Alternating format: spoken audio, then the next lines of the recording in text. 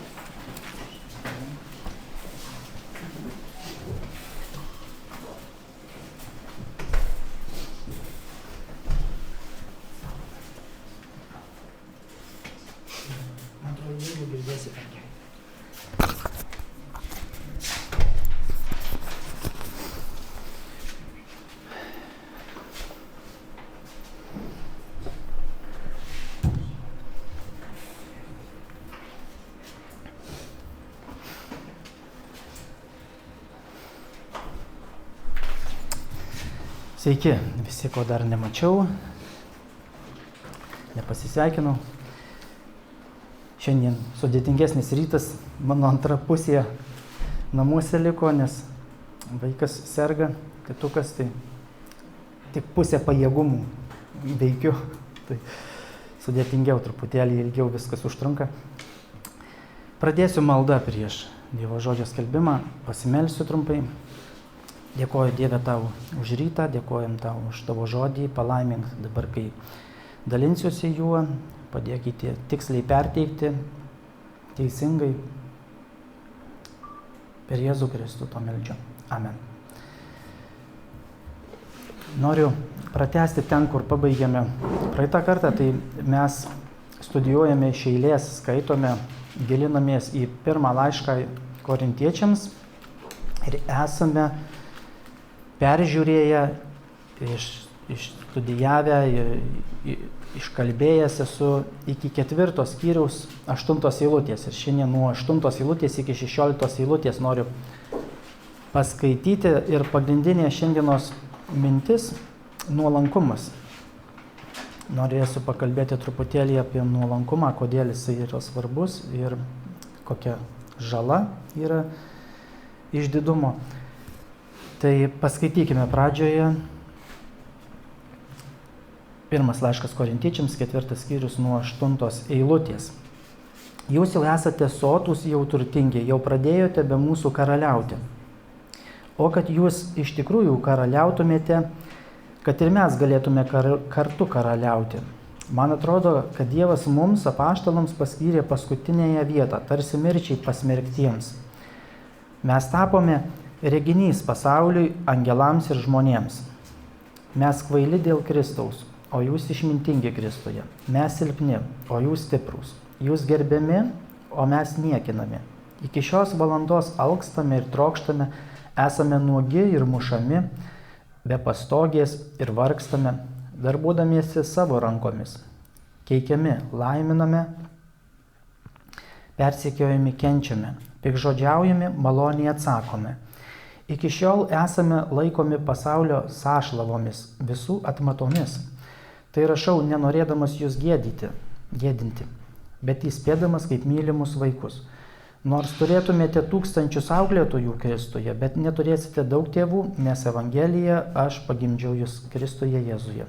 Todėl raginu jūs, būkite mano sekėjai.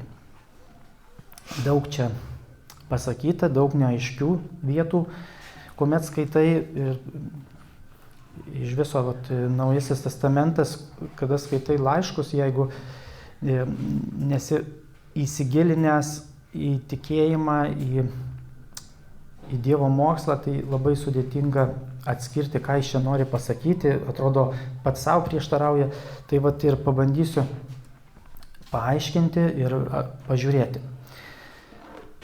Jis pirmiausiai sako jiems, jūs jau esate sotūs, jau turtingi, jau pradėjote be mūsų karaliauti. O kad jūs iš tikrųjų karaliautumėte ir kad mes kartu galėtume kartu karaliauti. Čia nenorima tikinčiųjų Korinto bažnyčioje pažeminti, ten įžeisti, pasišaipyti ten iš jų. Iš tikrųjų viskas yra darome su meile ir pagarba, nes jie yra Dievo bažnyčia ir jūs esate Dievo bažnyčia. Kiekvienas pasitikėjęs Kristumi yra užantspauduojamas šventąja dvasia, jisai pasikrikština, prisideda prie bažnyčios ir čia laiškas rašomas Korinto bažnyčiai ir nenori jų paniekinti. Jie yra Dievo mylimi žmonės ir tų žmonių yra visokiausių. Yra dar besikapanojančių nuodėmėse. Yra tokių, kurie daug ko nežino, nesupranta, neišmano, gal pavergti, prispausti nuodėmės, aplinkybių, pasaulio. Ir Paulius nenori jų pažeminti kažkaip tai, kaip sakant, pastatyti į vietą, bet tiesiog jisai visą tai kalba jų labui. Ir 14 eilutėje, kur skaičiau, sako, tai rašau nenorėdamas jūs gėdinti, bet įspėdamas kaip mylimus vaikus. Sako, aš jūs myliu ir mylėsiu ir tiesiog nori juos perspėti dėl kai kurių problemų ir va šiandien aš ir kalbėsiu apie nuolankumą ir išdidumą. Tai jis sako, noriu aš jūs perspėti. Myliu kaip mylimus vaikus, juos myli, kiekvieną Dievas myli ir Paulius, būdamas jų apaštalas, jisai juos mylėjo. Nors kartais sunku mylėti vieniem kitus. Sunku, nes mes skirtingi, mes turime savo charakterį, užsispyrimą, turime nuomonę savo tvirtą, turime, kurie yra mūsų ir nebandykit pajudinti. Kartais mūsų sunku mylėti. Bet Dievas pamilo kiekvieną žmogų ir ta meilė išsiliejo korintiečiams per apaštalą Paulių, kurį Dievas siuntė į Korintą. Jisai ten skelbė, kad Kristus numirė už visų nuodėmės ir taip pačiai už jūsų, atgailaukite, tikėkite Kristumi.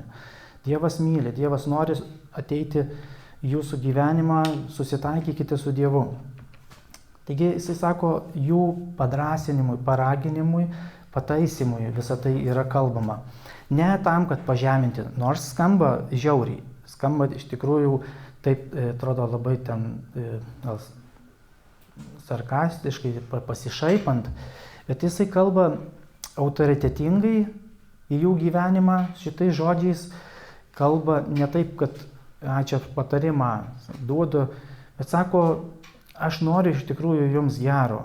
Ir 14 eilutėje 15-16 sako, tai rašau nenorėdamas jūs gėdyti, bet įspėdamas kaip mylimus vaikus. Nors turėtumėte tūkstančius auklėtojų Kristuje, bet neturėsite daug tėvų, nes Evangeliją aš pagimdžiau jūs Kristuje Jėzuje. Todėl raginu, būkite mano sekėjai.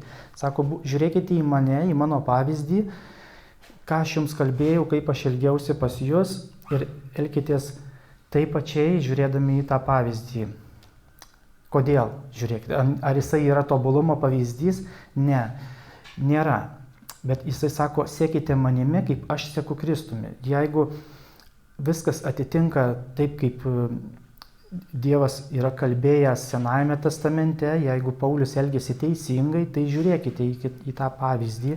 Ir sako, aš stengiausi tikrai su jumis elgtis su meile, ir jūsų naudai. Paulius elgėsi su jais ir sako, žiūrėkite į mane ir sekite tuo pavyzdžiu. Dabar kita vieta, kuri gali kelti neramumų, tai esu jūsų tėvas, tarsi sako jisai. Nors turėtumėte tūkstančius auklėtojų Kristuje, bet neturėsite daug tėvų, nes Evangeliją aš pagimdžiau jūs Kristuje. Ir čia galima turėti tokių irgi minčių, kaip čia dabar jisai pagimdė juos, ką čia tai reiškia, ar reiškiasi, kad jisai jų dabar tėvas yra, dvasinės kažkaip tai tėvas.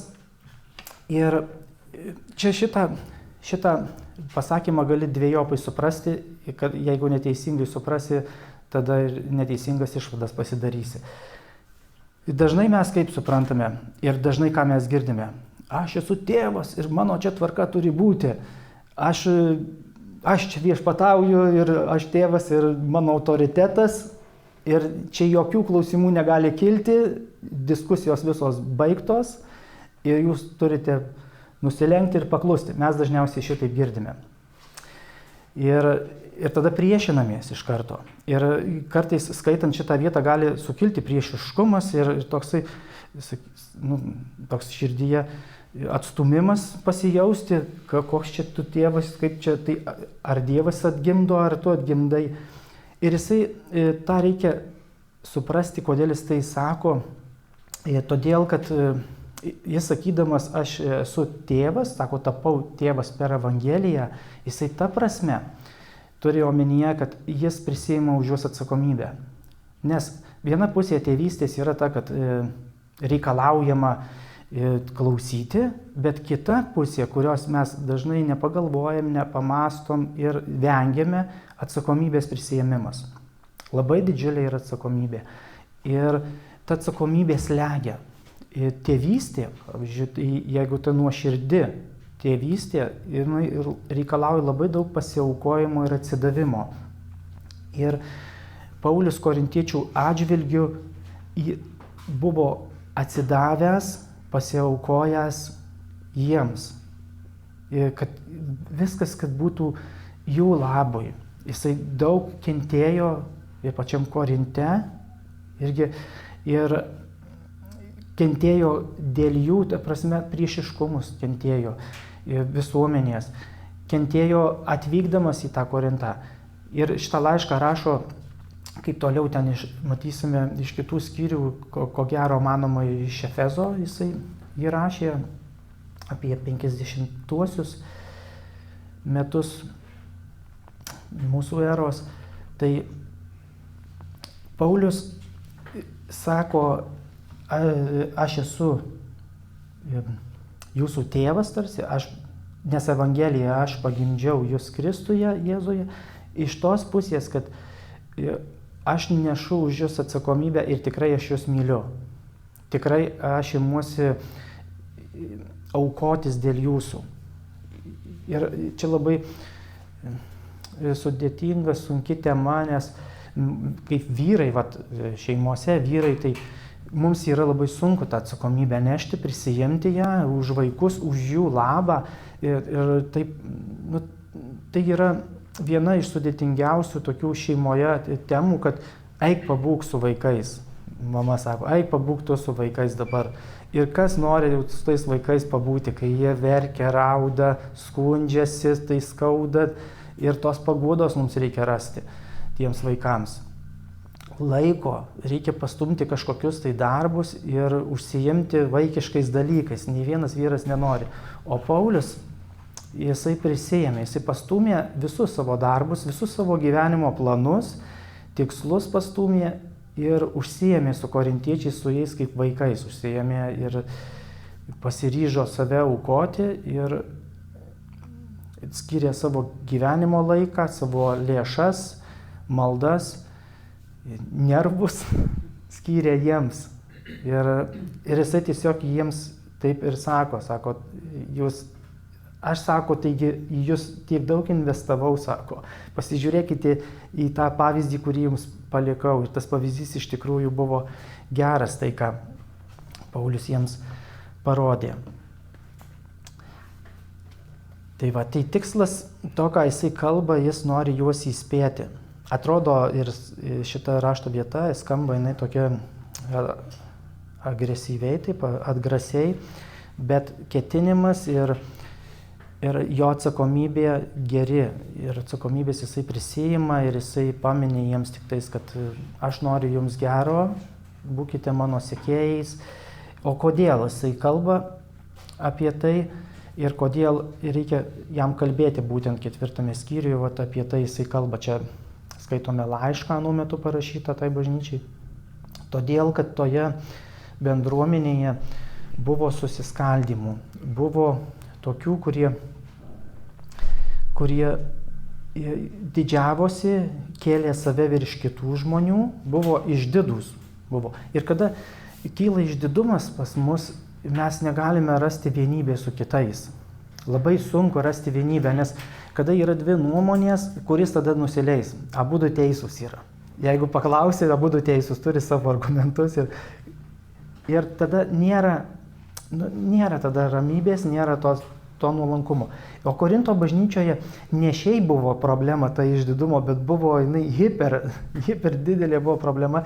Jie net teismuose bylinėjosi vieni su kitais, ginčus sprendė visuomenės teismuose. Net ne bažnyčioje, bet tiesiog įsivaizduojate, ateinat į tą pačią bažnyčią ir vienas kitą į teismą yra padavę ir jų ginčas kažkur visuomenėje ten kabo ir sprendžiama ir Paulius adresuoja ir šitą problemą iškelia, sako, kaip jūs, sako, drįstate bylinėti, sako, argi neverčiau pakęsti skriaudą.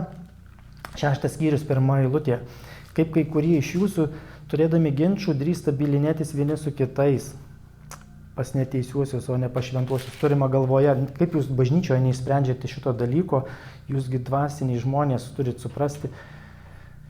Tai visa tai kilo dėl to, kad išdidumas yra. Ir anuo metu buvo taip, kad gal anuo metu nereikia labai akcentuoti, atsiprašau, bet visais laikais iš tikrųjų tai yra. Anuo metu tai skaitau laiškas anuo metu, bet iš tikrųjų visais laikais yra tas išdidumas pas žmonės, kad kažkuo pasididžiuoti, pasipuikuoti. Ir anoj bažnyčioje Korinto anuo metu taip, kad išmintimi.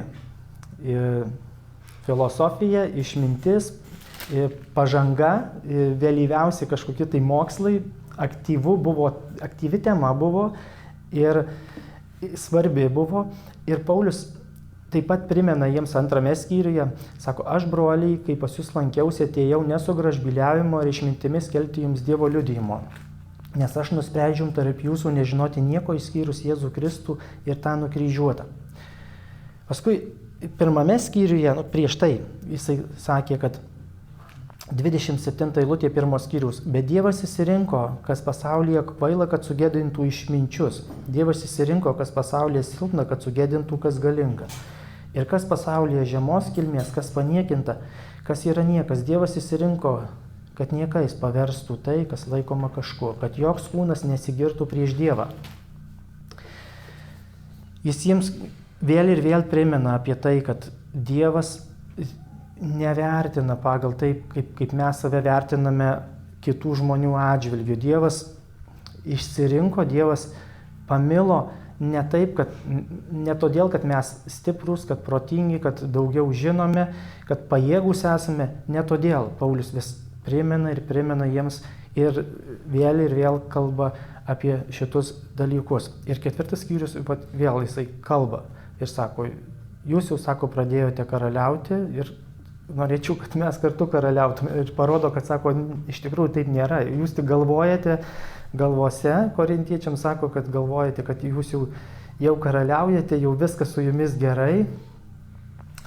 Ir čia tokius pasižymėjau ir ieškojau informacijos apie šitą irgi rašto vietą iš kitur. Tai tokie 4 dalykai matomi pagrindė. Tai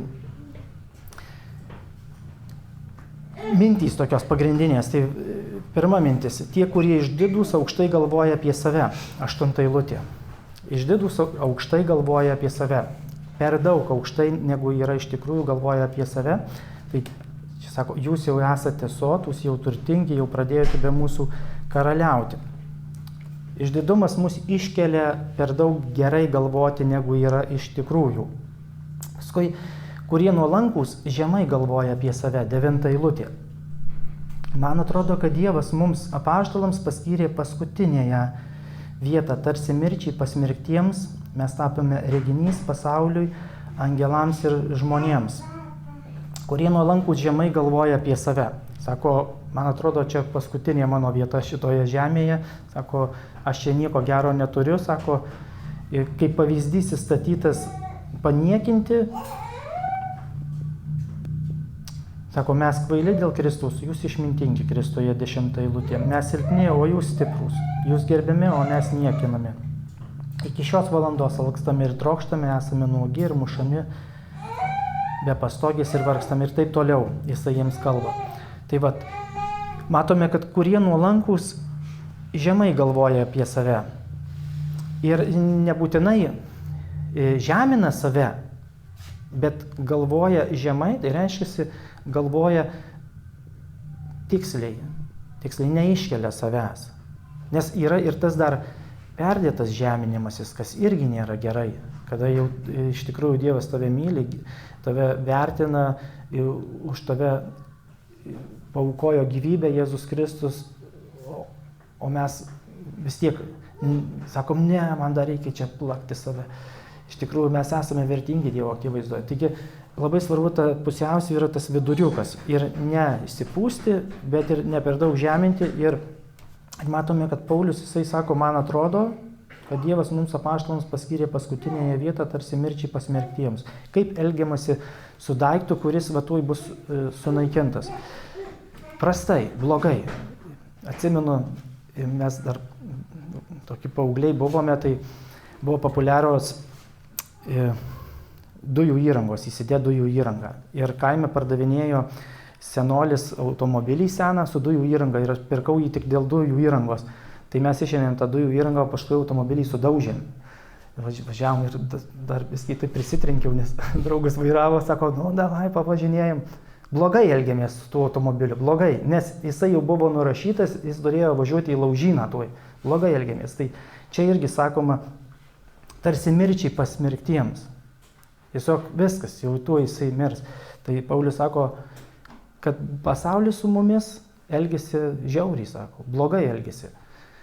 Ir man taip atrodo. Ir jisai tai kalba neperdėdamas. Anuo metu tikrai labai blogai elgėsi, lazdų gavo, mušė jį, kalėjo kalėjime, vien dėl to, kad kažkas jį ten apšmeižė, kažkas pasakė kažką apie jį, nebūtinai tiesą, ir jisai dėl to, kad kitoks, kad pasitikė prisikėlusiu Kristumi, jisai buvo kankinamas. Blogai elgėsi. Tai man, kurie nuolankų žemai galvoja apie save, išdidūs, kitas dalykas dar, išdidūs nelinkę mokėti tikėjimo kainos, 11 ir 13 eilutė. Iki šios valandos, paskaitau 11-13, iki šios valandos alkstame ir trokštame, esame nuogi ir mušami be pastogės ir vargstame darbuodamiesi savo rankomis. Keikiami, laiminame, persekiojami, kenčiame, piktžodžiaujame, maloniai atsakome. Kiekvienas, kuris nori būti Kristaus sekėjas, tikras, tik ne apsimestinis, ne tik tais krikščionio etiketė, bet kad tikrai darbais matytųsi, moka kainą. Ir ta kaina nėra žema. Ir čia jinai yra aprašyta truputėlį. Sako, aš dėl to, kad aš esu sekėjas Kristaus, sako, alkau ir troškau. Jisai keliavo ir turėjo tokių vargų, nepriteklių turėjo dėl to. Sako, esame nuogi ir mušami, čia į tuos persekiojimus. Nurodo jisai be pastogės ir vargstame, reiškia, jis neturėjo tokio pastovaus kažkokio tai būsto ir dėl to irgi vargo. Taip vienuose namuose, tai kitur prisiglausdavo, kažkas priimdavo. Ir turėjai dėl to stipriai paminti savo ego, kada kažkur ten pagyveni, jau negali gyventi, kiek kitur gyveni ir tu tame jau negali didžiuotis, kad va mano namas didžiulis, gražus, kad aš čia va kažką tai turiu. Jis nieko neturi. Jis kas priima, tas gyvena, ten gyvena, kas priima jį. Ir vargstame, darbuodamiesi savo rankomis. Jis nebuvo apmokamas pamokslininkas. Kaip ir dabar bažnyčia mane šiek tiek, remia, ne šiek tiek, remia, ačiū Dievui remia. Bet anuo metu Paulius darbavosi Korinte visai už dyką. Buvo metas, paskui pradėjo gal remti, rėmė kažkokią tai gerą veiklą Jeruzalės beturčiams sušelpti, toliau skaitysime, matysime. Bet jisai tiesiog savo rankomis buvo, kad dirbo, ten palapinę siuvo, kitur skaitome, matome. Ir jau čia jo nepakaltinsi, jis dėl pinigų skelbia Evangeliją. Čia suka biznį kažkokį, čia kažkokią sektą įsteigė, jo taip nepakaltinsi. Jisai tiesiog kentėjo, dirbo, atidavė kitiems, skelbė Evangeliją, mylėjo, skyrė savo laiką ir sako, dirbame darbuodamiesi savo rankomis. Darbavosi. Jisai mokėjo, čia kalbu apie tą tikėjimo kainą, kad jiems Evangelija lengviau ateitų, kad jie nesakytų niekas visuomenėje, kad čia yra kažkoks pasipelninimo šaltinis, kad va čia geras verslas, čia kalba kažką ir paskui gauna iš to materialinę paramą. Taigi jisai neėmė nieko iš korintiečių anuo metu, kad būtų išlaikomas jų. Išlaikė kiti, padėjo broliai, taip pat dirbo savo rankomis. Tai sako, keikiami, laiminame. Reiškia, neatsako tuo pačiu, bet sako, Dievas atlygins, aš tau tuo pačiu neatsakysiu, būk palaimintas. Persekiojami, kenčiame. Bėgdavo, kai persekiodavo, tai bėgdavo į kitą miestą ir nukęsdavo ten tą numušimą kažkokį, lazdų gaudavo, kirčių pakęsdavo. Piktžodžiaujami, maloniai atsakome. Visą tai rodo į tą tikinčiojo kainą. Maloniai. Ne taip pačiai, ne keiksmu į keiksmą, bet, sako, maloniai atsakome. Paklausėme mes jo, kodėl čia piktžodžiauji. Iki šiol esame laikomi pasaulio sąšlovomis, visų atmatomis. Ir čia užsibaigė, kaip matau, tikėjimo kaina apibūdinta. Iš tikrųjų, tai kaina aukšta ir tikintysis moka tą kainą, kad jeigu nori vadintis, turėti tą iš tikrųjų tikrą tą etiketę, tai jisai moka tą tikinčiojo kainą. Paulius sako, taip, aš mokėjau tą, jisai apibūdina. Ir čia vėl, manau, tą, ką pradžioje kalbėjau, kad parodo, kad aš tikrai jūs myliu, aš tikrai jumis rūpinuosi, vėlgi persipina šitą, kad patvirtina, kad aš tikrai mokėjau kainą ir tai, ką aš kalbu jums ir šitas laiškas yra tikra ir tikrai jūs man rūpite. Viskas daroma iš meilės korintiečiams, nori jų labui gerovės, kad jie būtų panašus į gelbėtoją.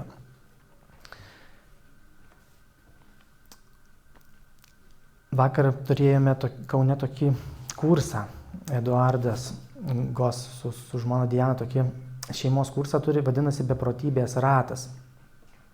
Tai man priminė, kad čia skaičiau, tai priminė tą beprotybės ratą. Beprotybės ratas, tai jie sako, ar žinot, kas yra beprotybės ratas?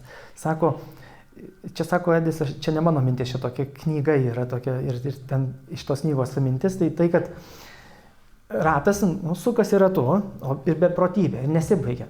Tai sako, kaip sutuoktiniai, jie santuokos kursą turi, tai ten sutuoktinims skirtas. Sako, sutuoktiniai turi taip elgtis, sako, vyras turi mylėti žmoną, o žmona turi gerbti vyrą.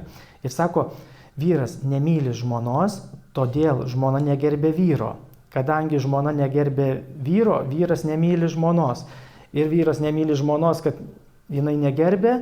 Ir taip ir ratas ir sukasi, žodžiu, ir pasaka be galo. Ir kaip ištrūkti iš to rato. Tai va, tas kursas ir buvo paaiškinti, ką reiškia mylėti vyrų žmoną, kaip jinai jaučiasi mylima, ja, paprasti dėsniai, neišduosiu, tikiuosi, gal mes turėsim tą kursą čia Alytuje.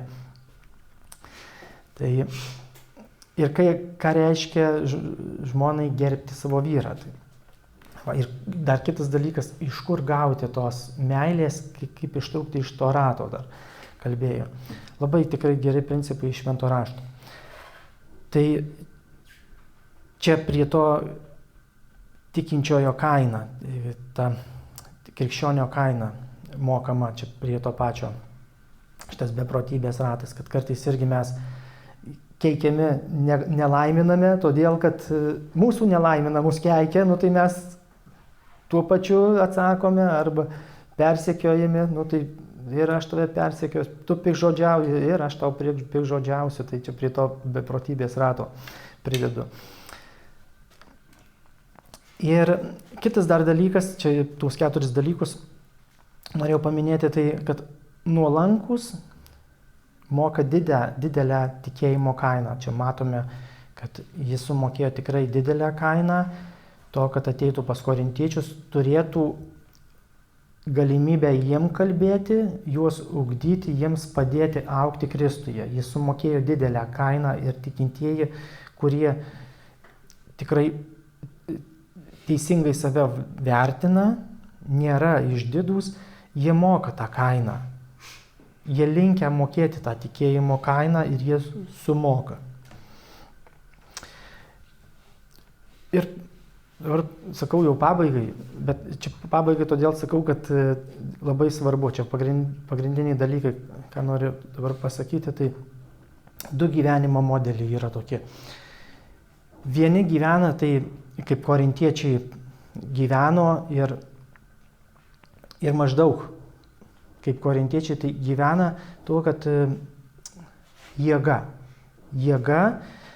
sumanumas, sveikata, atkaklumas, veržlumas ir plius krikščionybė dar. Ir va tuo ir gyvena. O tiesiog pridedam šitus dalykus visus ir dar krikščionybė pridedam, o čia Kristus. Ir Paulius tai matė korintiečiuose. Sako, jūs jau sotus, jau turtingi, jau pradėjote karaliauti, jūs sakot, sumanūs jūs esat, sveiki, pas jūs ten viskas gerai. Jūs sako, jūs protingi Kristuje, jūs išmintingi Kristuje, jūs stiprūs Kristuje, sakome. Jūs, sako, gerbiami jūs esat Kristuje, o mes, sako, priešingai yra. Ir va čia 2 modeliai yra. O kitas modelis, kuris yra teisingas ir į kurį Paulius nori juos atvesti, kad jie praregėtų, kad jie praktikuoja neteisingai krikščionybę ir kad jie matytų tikrąją prasme, Kristų pamatytų. Tikras modelis yra Dievo malonė. Ir tai yra Dievas veikiantis jumyse viską tai daro ir duoda. Ne jūs patys, ne jūsų sumanumas, ne jėga fizinė, ne tai, kad tu ilgai ten gyvensi, ne atkaklumas, ne veržlumas, ne sveikata, bet Dievas ir jo gailestingumas, meilė, malonė jų gyvenime. Ne jie patys viską gauna, bet Dievas viską duoda dovanai. Paulius nori tai pabrėžti ir juos atvesti į tai. Ir čia pirmame skyriuje jisai apie tai kalbėjo truputėlį, kad sako, jūs sakote, kad pirmame skyriuje, kur aš skaičiau, kad Dievas išsirinko, kas pasaulyje silpna, 27, bet Dievas išsirinko, kas pasaulyje kvaila, kad sugėdintų išminčius. Dievas išsirinko, kas pasaulyje silpna, kad sugėdintų, kas galinga. Ir kas pasaulyje žemos kilmės, kas paniekinta, kas yra niekas. Dievas išsirinko, kad niekais paverstų tai, kas laikoma kažkuo. Kad joks kūnas nesigirtų prieš Dievą. Čia tokia mintis jo yra, to, ką jisai kalba. Ir kad Dievas neleidžia savo garbės atiduoti žmonėms. Dievui labai svarbi jo garbė, jo išaukštinimas, nes jis yra viso ko kūrėjas ir visos gyvybės davėjas, todėl jis saugo tai ir neleidžia tai trypti. Eilutės kita. Tegul niekas savęs neapgaudinėja, jei kas tarp jūsų tarėsi esąs išmintingas šiame pasaulyje, te pasidaro kvailas, kad būtų išmintingas. 1 Korintiečiams 3:18 čia skaitėme. Ir tai galima matyti va šitą modelį, kad viskas yra iš malonės, iš Dievo gailestingumo ir reikia tuo pasitikėti ir tik tuo remtis, ne savimi, bet tik tuo Dievo gailestingumu, meilė. Galime matyti nuo Senojo testamento jau šitas principas aptinkamas ir matomas. Pirmagimių gimimas, pavyzdžiui, dieviškoji linija tęsiama ne per stipriuosius. Matome. Kada nuo metu, Senajame testamente, skaitome Šventą raštą, matome gimsta dvynukai. Įsčiose būna ir gimsta dvynukai, tai matome, kad pasaulietiniu būdu pažymi, kad šitas pirmas gimė ir jisai yra pirmagimis. Ir čia pavyzdžiai yra Jokūbas ir Ezavas gimsta, paskui Judo vaikai iš Tamaros gimsta. Ir neužsirašiau vardų. Genealogijoje pirmas Mato Evangelijos skyrius, jie yra paminėti. Ir paskui atsiversiu. Paskui Juozapo vaikai Efraimas ir Manasas.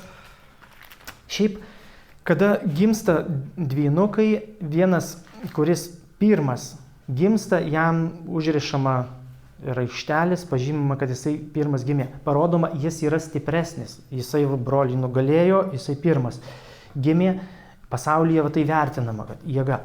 Bet iš Dievo pusės Dievas genealogiją ir savo liniją istorijos pasakojimo Šventam rašte tęsia per antrą. Ne per pirmą, bet per antrą. Tuo parodo, kad Dievas nesirenka to būtent stipraus fiziškai, pajėgaus fiziškai, bet renkasi silpnesnį. Ir kodėl renkasi? Todėl, kad tas antras turi remtis Dievo malonę, turi remtis Dievo gailestingumu, Dievo suverenumu, reiškia, kad Dievas visagalis yra, visavaldis, ne aš savo jėga viską padarau. Tai matome iš tų vaikų gimimo, 3 tokie pavyzdžiai yra, kad laiminamas tas jaunesnis. Dievas pasirenka Jokūbą, ne Ezavą. Paskui iš Tamaros tie vaikai, tai irgi antras, ne pirmas. Ir Juozapo vaikai Efraimas ir Manasas, tai irgi Jokūbas, kai laimina juos, irgi sukeičia rankas, parodydamas, kad tas antras yra pirmas, gauna palaiminimą. Taigi matome, kad ne per fizinę jėgą, ne per pajėgumą fiziškai įgyjama Dievo malonė. Būtent malonė ir yra dovana. Paskui matome vėlgi tą modelį, kad viskas iš Dievo malonės per pačius gimimus. Pavyzdžiui, Abraomas ir Sara buvo nevaisingi. Jie negalėjo net vaikų turėti. Kokia jau čia kalba apie pasidauginimą, pajėgumą, sumanumą. Vaiko jis negali turėti. Nevaisinga žmona tiesiog. Ir ta genealogija tęsiasi. Jie meldėsi. Dievas sako, tu būsi vaisingas, aš tau duosiu vaiką. Ir žiloje senatvėje Sara susilaukė su Abraomu vaiko. Paskui Izaokas su Rebeka, matome, vėl nevaisingi vaikas. Izaokas. Žmona nevaisinga. Vėl meldžiasi, Dievas duoda. Matome, kad Dievo malonė duoda, kad jie susilaukė vaikų. Pradžios 25-20. Jokūbas ir Rachelė. Vėlgi, Rachelė nevaisinga, negali susilaukti vaikų, jie meldžiasi, ir paskui po kurio laiko Rachelė susilaukia vaikų. Ir va šitoj genealogijoje matome, kad ne žmogaus sumanumas, pajėgumas, ar tarkim ten lytiškai, ar ten, kad sveiki jie visi žmonės yra biologiškai labai sveiki, geri genai, kaip sakant, gražūs, ne tai. Dievo malonė. Matome, kad silpnumas žmogiškąja prasme, jie patys negali, Dievas duoda dovanai. Paskui kovos laimimos šventame rašte, kada matome, ar tai vergijos išėjimas ir Izraelio. Matome, kad Dievo stebuklai veikė, Dievas palenkė stiprią Egipto tautą visą dėl savo išrinktosios tautos ir juos išvedė. Ne jie patys savo sumanumu laimėjo ir išėjo. Iš bado išgelbėjo Juozapas. Juozapas broliai norėjo jį nužudyti, sako, į vergėją mes jį parduodam, pinigų gausime. Ir per tai visa tauta, Jokūbo visa giminė išsigelbėjo, būtent per tokią nesąmonę, kad broliai išdavė savo brolį, norėjo nužudyti, išdavė ir matome iš Dievo malonės. Tas išsigelbėjimas visos tautos iš bado buvo, iš vergijos irgi iš Dievo malonės. Pats išėjimas, dykumoje gyvenimas, matome, kad Dievo malonė veikė, jiems duonos davė. Ir bažnyčios laikais tas pats yra, kad sako Jėzus, pasilikite mieste, Apaštalų darbų 1 skyrius 8 eilutė, kad sako, kada atsiųsiu šventąją dvasią, jūs gausite jėgos ir tapsite mano liudytojais visoje Judėjoje ir Samarijoje ir iki pat pasaulio pakraščių. Jūs gausite jėgos. Sako, ne patys, bet sako, duosiu aš jums jėgos. Taigi ir Luko Evangelijoje, taip, štai aš atsiųsiu savo tėvo pažadą, šventąją dvasią, kuri įgalins mus. Taigi, matome, kad ta galybė tampa tobula silpnume. Dievo galybė, Dievo stiprybė. Ir antrame jau laiške Korintiečiams Paulius taip ir sako, jam buvo taip apreikšta, kai jisai turėjo kažkokią tai ligą ar tai negalę kūne. Sako, aš turėjau dieglį kūne. Sako, šėtono pasiuntinys mane smūgiavo. Aš prašiau Dievo, kad pašalintų. Ir Dievas man atsakė, mano galybė tampa tobula silpnume. Ir tai yra principas, tai yra dieviškas principas, kad žmogus pasitikėtų ne savimi, bet Dievu, Dievo malonė, jo galybė. Ir Korintiečius Paulius to moko ir kalba jiems, sako, žiūrėkite mano pavyzdžių, sekite manimi, sako, jiems ir nebūkite išdidūs. Taip, apie tai šitą žinia, apie tai kalba laiškas Korintiečiams 4 skyrius. Taigi, ir kaip mes ateiname pas Dievą? Kada mes ateiname? Būtent tada, kada mes pripažįstame, kad esame nuodėmingi, kad mūsų nuodėmės mus pavergė, kad nėra vilties šitame pasaulyje įsigelbėti pačiam, Dieve man padėk. Ir taip pavedame save į Kristaus rankas. Dieve, aš žinau, kad tu mane myli, kad tu mano atpirkėjas, aš sužinau apie tave Gelbėk mane. Jei tu esi, gelbėk mane, ištrauk mane iš tos bėdos, iš tos problemos. Mes taip ateiname. Per malonę mes ateiname, per Dievo gailestingumą ateiname pas Dievą. Taigi tai visa žinia, ką norėjau pasakyti, tai raginti pasitikėti Dievo meilę ir gailestingumu, Dievo malonę. Ir pasimelsiu pabaigoje. Ačiū tau Viešpatie už tavo malonę ir gailestingumą. Padėk prieš tave nusižeminti Viešpatie. Daryk mus panašius į tave. Padėk Viešpatie atstovėti prieš kūno visus geismus, kad nevargintų teisingai kovoti tas kovas. Nepasiduoti joms, Dieve, iš tavo malonės. Tu veik mumyse, suteik mums savo jėgos. To meldžiu ir dėkoju per Jėzų Kristų. Amen.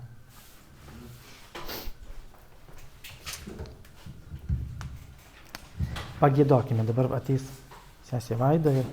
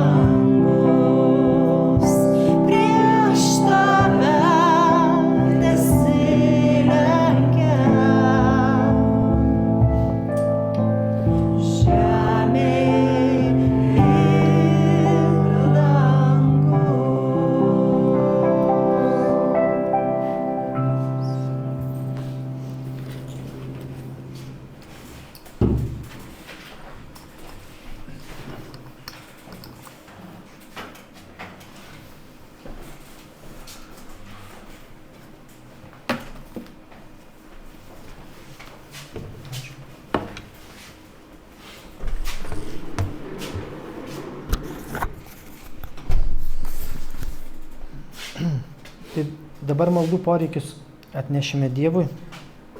Pas mus yra toksai laikas po pamokslo, pagėdam giesmę ir paskui mes pasakome tiesiog tai, kas įvyko per savaitę, gal kokią padėką Dievui turime, ar maldos poreikį, ar kažkokį ir kartu pranešimą, kad žinotų bažnyčia. Tai vat dabar ir tas laikas, aš užrašau tai ir tai tampa kaip ir metraštis pačios bažnyčios istorijos. Žinome, ko prašėme, ką Dievas atsakė į mūsų gyvenimuose. Matome Dievo ranką veikimą tarp mūsų. Tai va, tai pirmiausiai aš iš savęs tai padėką už vakar dieną, už tą kursą Beprotybės ratas, kad palaimino Dievas mus nuvykti, parvykti. Mes ten su žmona liudijimą sakėm.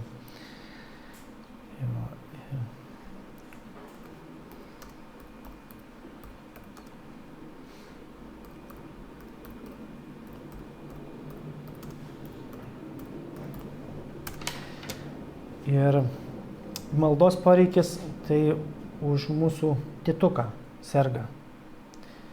Su temperatūra, tai todėl nebuvo jos. Šiandien ir sakau, tai gal ir tegul kiti nevažiuoja. Tai pasiliko vaikus.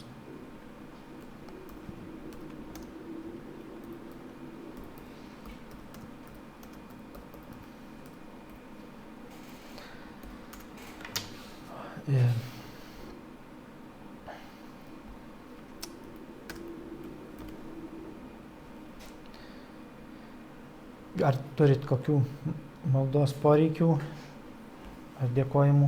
Sakykit. Iš eilės.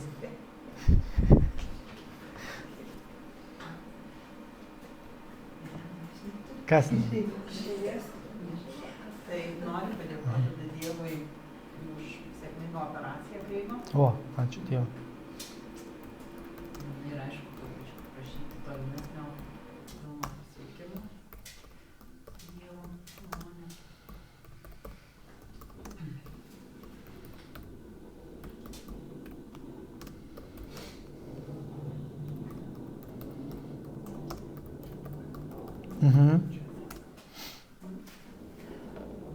Taip pat noriu padėkoti už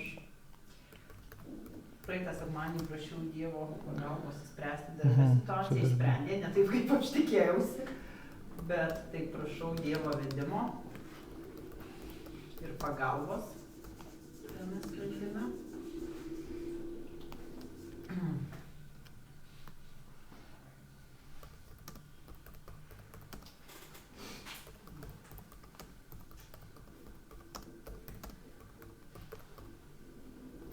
Sprendime, ne? Nu jo, ne visai taip kaip tikėjausi, bet kaip dėkinga, kaip sakau, sudėlioja viską ir žinau, kad tikrai Dievas žino, ką daro ir turi planą.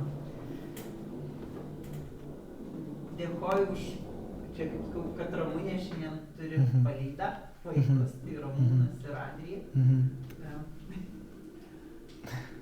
Irgi padėka Dievui. Ir nežinau, jeigu pastorius nieko prieš tai Ramunė nenori liūdimą savo pasakyti. Galėtų.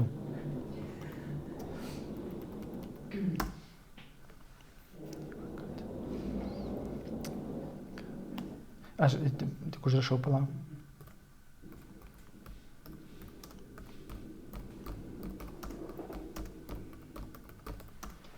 Ir tuo pačiu, kad suteiktų jėgų. Dvasią.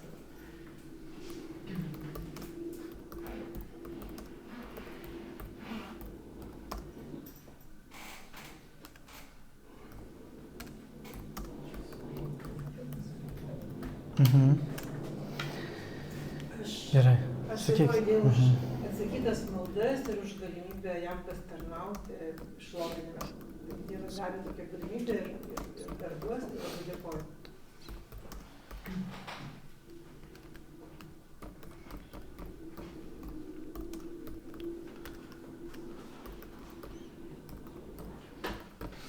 Gerai. Ačiū Dievui. Geriau. Ar dar yra daugiau? Aha, gerai. Gerai, kad primin. Jo.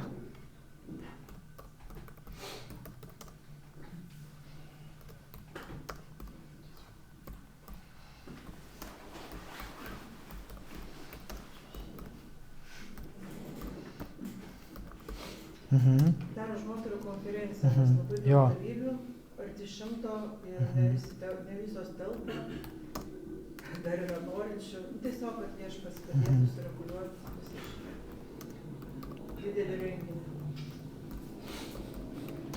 Ateinantį penktadienį, šeštadienį.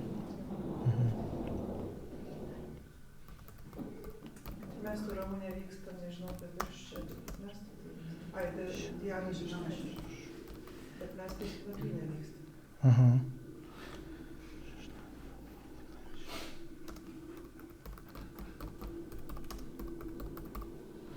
Gerai. Dar daugiau kokių dėkojimų, maldų. Tai ką, tai tada pasimelsiu, jeigu viskas.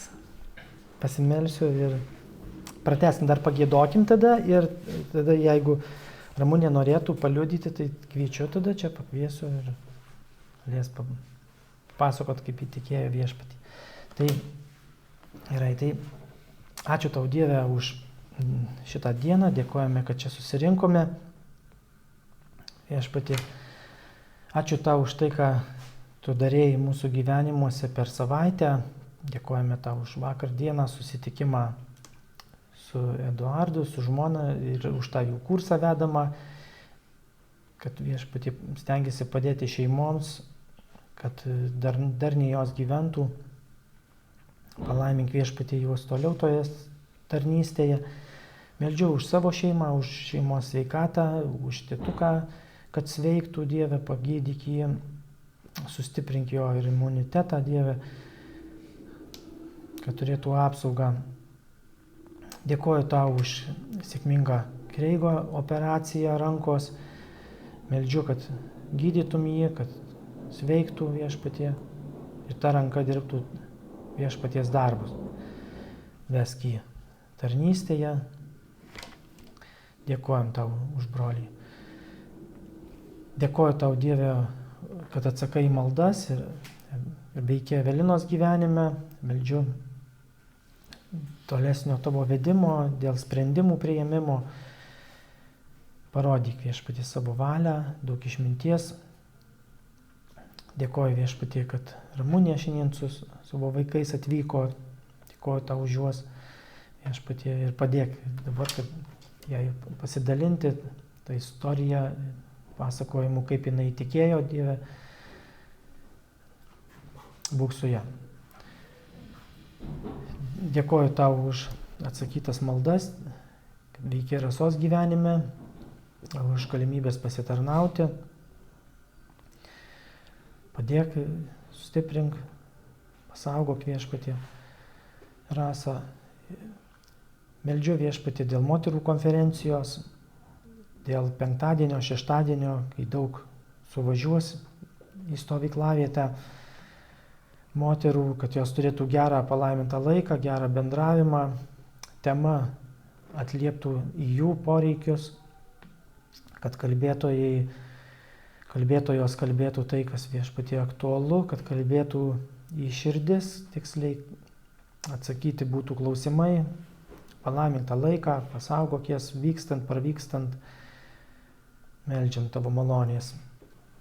Meldžiu dėl bažnyčioje būgnų pirkimo, kad ta tarnystė plėstųsi, muzikinė tavęs garbinimo, kad judėtume į priekį dėl pašaukimo, kurį tu mums esi davęs kiekvienam atskirai, tarnaujant.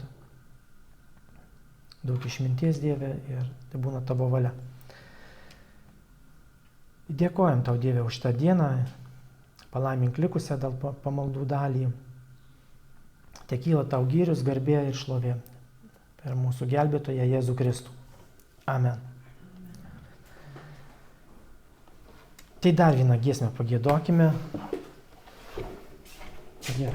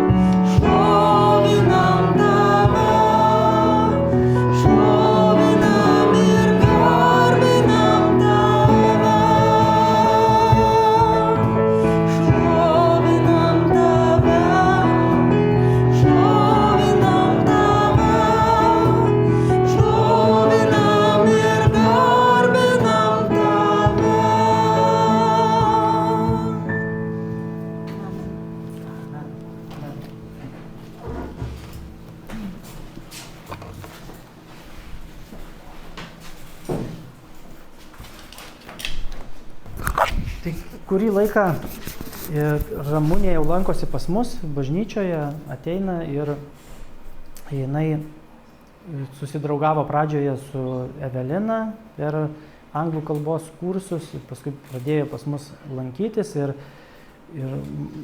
matau, kad jinai domisi viešpačiu, Jėzumi Kristumi ir pamokėlis irgi eina, irgi vis gilina tikėjimą, žiūro, kas čia, apie ką, jis skaito šventą raštą ir šiandien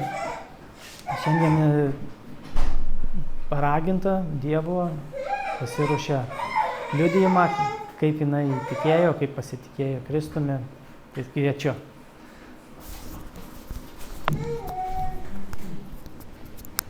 Čia. Ar jūs norite? Gal, rankos treba. Iš džiaugsmo.